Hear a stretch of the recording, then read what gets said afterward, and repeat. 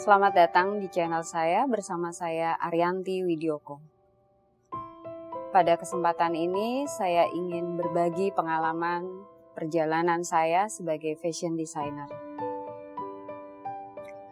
Sebagai fashion designer itu bukan perjalanan yang mudah. Tidak selamanya perjalanannya itu sederhana. Saya melewati semuanya sejak 2015. Pada tahun 2017, saya memiliki kesempatan untuk belajar dengan Mas Adi Barlan. Beliau seorang fashion designer dengan mengusung aliran etnik dan mempergunakan beberapa alternatif wastra Indonesia, di antaranya tenun, songket, seperti itu. Dari situ saya semakin tertarik untuk mempelajari lebih dalam mengenai desain-desain dengan kain-kain tradisional. Pada tahun 2018, saya kembali belajar dengan almarhum Fufuhut. Bagi saya, beliau cukup spesial. Beliau tidak hanya guru, tapi beliau juga seorang ayah yang paham dengan karakter desain dari setiap anak-anaknya. Ketika belajar dengan almarhum,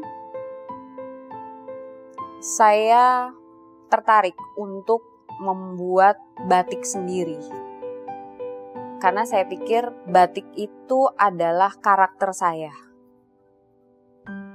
Sehingga pada tahun 2019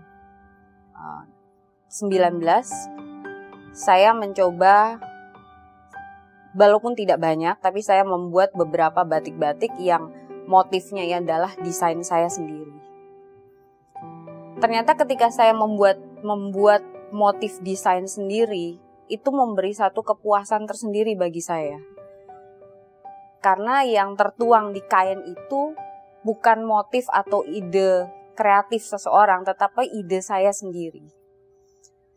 Begitu juga ketika saya harus memakainya gitu. Saya punya kepercayaan diri yang lebih besar dengan apa yang saya hasilkan.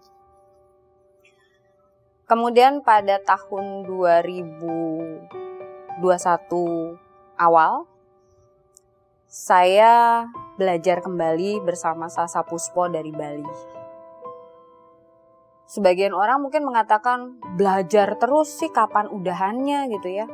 Tapi buat saya, semakin banyak saya belajar dengan saya bertemu dengan beberapa guru, itu buat saya memperkaya kreasi desain saya. Karena setiap guru punya karakter yang berbeda.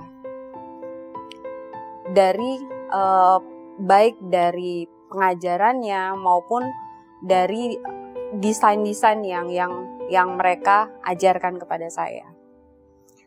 Namun semua kembali adalah bagaimana saya bisa memaksimalkan apa yang sudah mereka berikan kepada saya.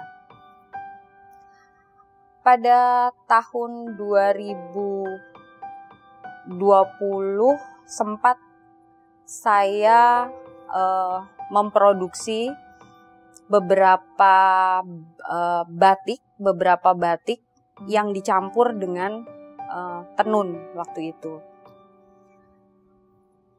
Tetapi waktu itu untuk penjualannya saya merasa sangat kesulitan karena peminat dari kain-kain tradisional ini sangat terbatas. Waktu itu saya tidak berkecil hati, namun saya berpikir bagaimana caranya kain-kain tradisional ini bisa diterima oleh orang banyak.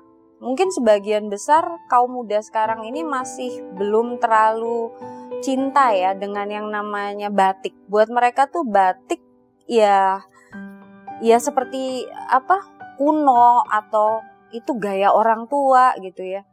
Padahal sih sebenarnya nggak seperti itu gitu loh. Nah akhirnya dari situ saya mencoba untuk berinovasi dengan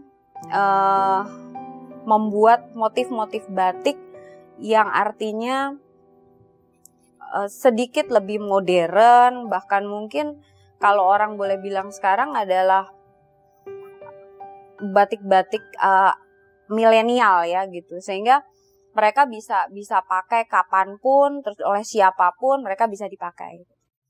Nah, dari situ saya merasa bahwa yang namanya berkarya dengan kain-kain tradisional itu memang ada kendala dan hambatannya tersendiri.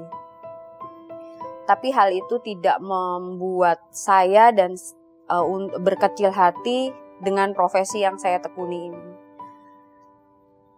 Semoga ini juga bisa menginspirasi teman-teman kaum muda yang ingin mencoba masuk ke dunia desain. Kain-kain tradisional bisa menjadi media berkarya bagi teman-teman semua, karena kain-kain tradisional kita ini punya keunikan dan keragaman tersendiri dalam proses desainnya maupun penggarapannya. Jadi saya kira jangan menyerah bagi teman-teman yang ingin menjadi seorang fashion designer.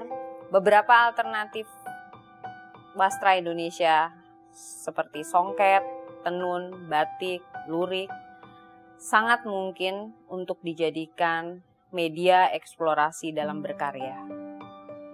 Mari kita tetap berkarya dengan mengembangkan wastra Indonesia dalam keanekaragaman.